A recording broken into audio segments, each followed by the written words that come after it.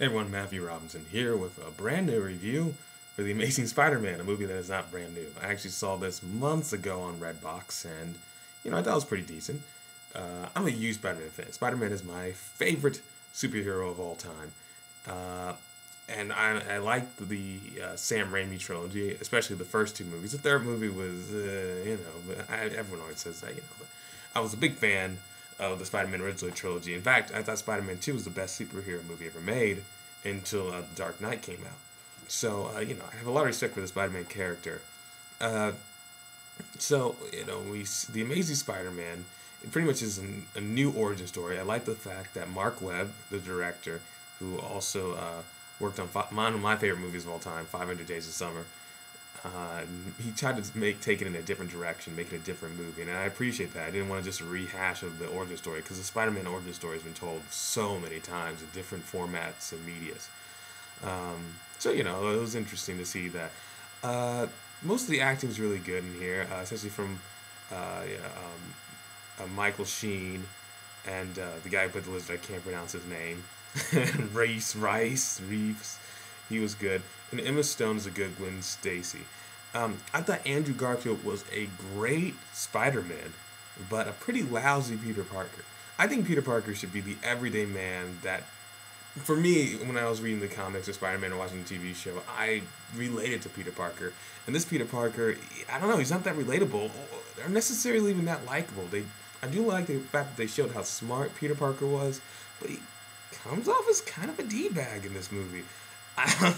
I don't know. Maybe other people didn't feel the same way. I feel Spider-Man, he's great with all the wisecracks and the being like kind of a jerk towards a criminal. But that's great because he's in his character. He's Spider-Man. But when he's Peter Parker, he's not supposed to be that sassy kind of like in your face attitude guy. Like I didn't like that they made Peter Parker that I don't know, just kind of abrasive at sometimes. But that's no fault to Andrew Garfield. He did a great job playing the part.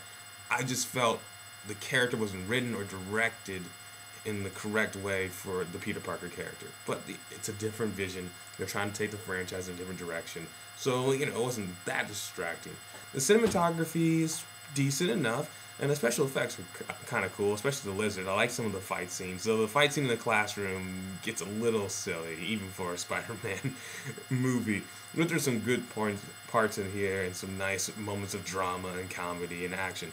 It blends together really well. Is it a great Spider-Man movie? Was it necessary? No, but Sony wanted to keep the franchise rights to Spider-Man.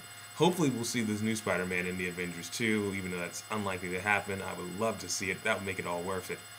So what do I give the new Spider-Man? Yeah, I'm going to give it a 75 out of 100. And for those of you who don't understand my grading system, I know I haven't been doing movies for a long time reviews. Basically, 1 to 100. A 75 is the bare minimum you need to get a recommendation, technical recommendation. Like, I technically am recommending this movie. I think, unless you really like the Spider-Man hero or you're a fan of the superhero genre, this isn't a movie that you're really going to enjoy. That's just my personal opinion. I think it's definitely got a lot of fan service in there and a lot of nods to the comic Amazing Spider-Man, and it's different. It's something you got to really appreciate the character of Spider-Man to enjoy. But maybe you won't. You'll like it too if you're not really know anything about Spider-Man or something. But that's how I feel about it. Spider-Man 2, I think it'll be better. It seems like it's got a little bit more, I don't know, it seems a little more interesting. Jamie Foxx possibly being in it, Venom, Mary Jane Watson adding into a possible love triangle situation going on there. So we'll see.